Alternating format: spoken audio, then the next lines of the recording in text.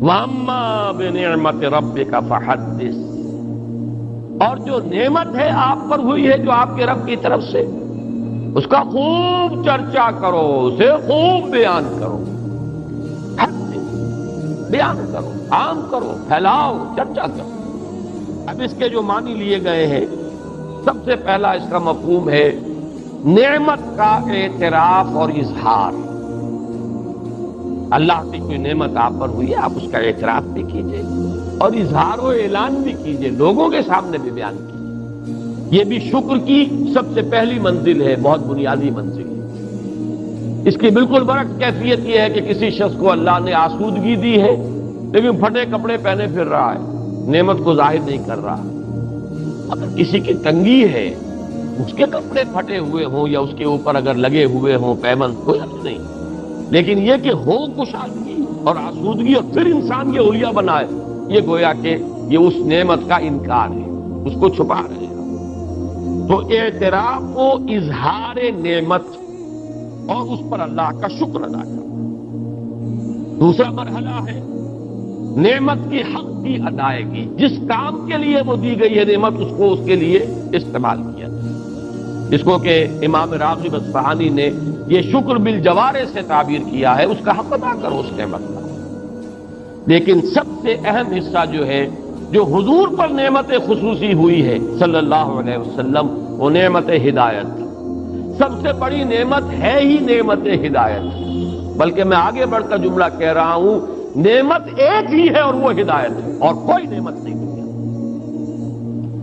ہر نعمت دوسری جو ہے وہ تابع ہے۔ اگر نعمت ہدایت ہے تو صحت بھی نعمت، اولاد بھی نعمت، مال بھی نعمت، فرصت بھی نعمت۔ اغتنموا خمسا قبل خمس، 5 چیزوں کو 5 چیزوں سے پہلے غنیمت سمجھو، اپنی زندگی کو موت سے پہلے غنیمت سمجھو، یہ بھی نعمت ہے۔ فرصت کو مصروفیت سے پہلے غنیمت سمجھو، فراغت فرصت۔ اسی طریقے سے صحت کو بیماری سے پہلے غنیمت سمجھو، جوانی کو بڑھاپے سے پہلے غنیمت سمجھو، تنگ دستی سے پہلے اگر اللہ نے فراخی دی ہے غنیمت سمجھو۔ 5 ہی نعمتیں ہوئی، عمر ہے، صحت ہے اور دولت ہے، فرصت ہے، یہ تمام چیزیں نعمتیں ہیں۔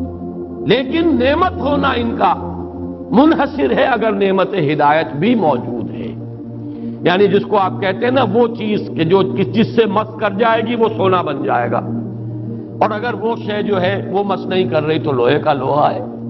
ان میں سے کوئی شے نعمت نہیں ہے جب تک نعمت ہدایت نہ ہو۔ اگر آپ کو صحت ہے اور ہدایت بھی ہے، آپ اس صحت کو خیر کے لیے استعمال کریں، دولت ہے، ہدایت ہے، خیر کے لیے، بھلائی کے لیے، اللہ کے دین کے لیے، لوگوں کی مدد کے لیے استعمال کریں۔ اور اگر صحت ہے، ہدایت نہیں ہے تو بدماشیوں میں جا کر اپنی جو ہے قوت جو ہے صرف کریں گے، وہ فرصت جو ہے کسی اور برے کام میں لگائیں گے۔ اگر ہدایت نہیں ہے تو وہ تو زحمت ہو گئی، وہ رحمت نہیں زحمت ہے، نعمت نہیں بلکہ وہ عذاب کا ذریعہ بن گیا۔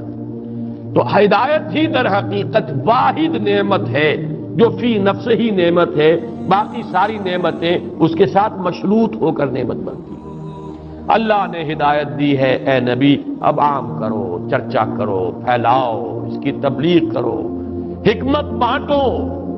الحکمت ضالۃ المؤمن هو احق بها حیث وجدها، عام کرو اس علم کو، پھیلاؤ۔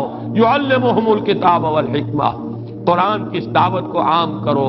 یہی آپ کا جو ہے سب سے بڑا اللہ کا احسان جو آپ پر ہوا، سب سے بڑھ کر یہ، اور یہی ہے در حقیقت اس کا حق کہ آپ اسے عام کریں اور بیان کریں۔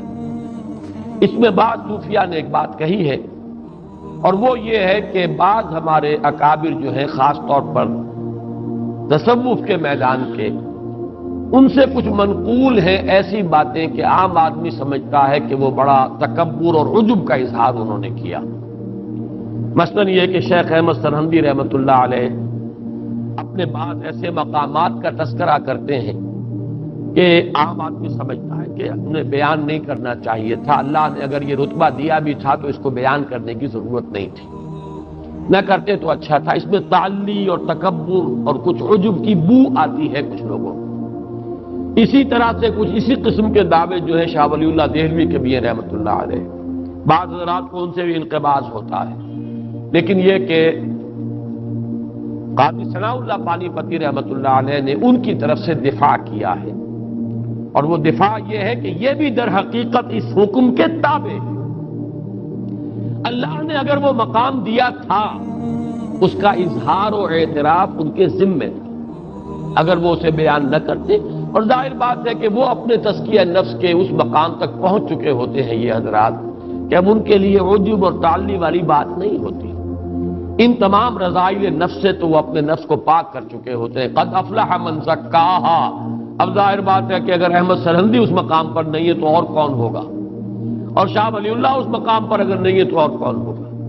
اسی اعتبار سے حضور کہا تھا انا سید ولد آدم ولا فخر، میں تمام آدم کی اولاد کا سردار ہوں لیکن اس میں کوئی فخر نہیں ہے. بہت سی باتیں آپ نے بیان کی ہیں. مجھے اللہ نے یہ مقام عطا فرمایا بلا فخر، مجھے اللہ نے یہ رتبہ دیا بلا فخر. میں یہ فخر کی وجہ سے نہیں کہہ رہا بلکہ اظہار نعمت کر رہا ہوں. اللہ نے مجھے یہ مقام عطا کیا ہے تو اسے بیان کر رہا ہوں. تو جس طرح حضور نے اپنی وہ کیفیات یا اپنے ان مقامات بلند کو ظاہر فرمایا ہے، تو گویا کہ اسی وَأَمَّا بِنِعْمَتِ رَبِّكَ فَحَدِّثْ کی تعمیل میں ہمارے ان بزرگوں نے بھی اپنے کچھ مقامات جو ان کا تذکرہ کر دیا ہے، اس پر کوئی انقباض محسوس نہیں کرنا چاہیے.